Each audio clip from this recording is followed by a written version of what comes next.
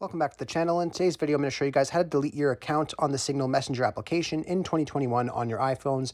Very easy and simple to do. So all you have to do is head over to the Signal application and open that up.